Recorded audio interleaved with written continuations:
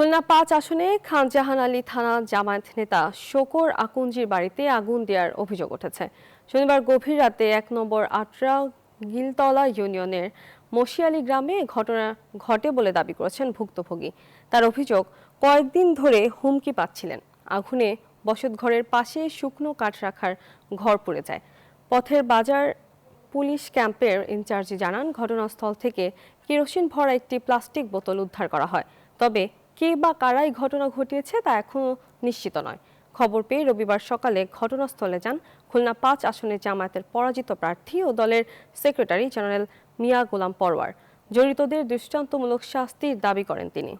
কোন রকম মামলার জন্য গাফিলতি না হয় এবং এদের সাসপেক্টেড পারসন যারা এদের কাছে শুনে জবানবন্দি নিয়ে রেকর্ড করে, আর আপনারা যেহেতু স্পট ভিজিট করে গেলেন, আপনারা তো ভিডিও দেখে গেলেন, কেরোসিন তেলের বোতল এগুলো নিয়ে আপনার আইও রিপোর্ট এবং এদের জবানবন্দি নিয়ে মামলাটা একটু ভালো করে দেবেন।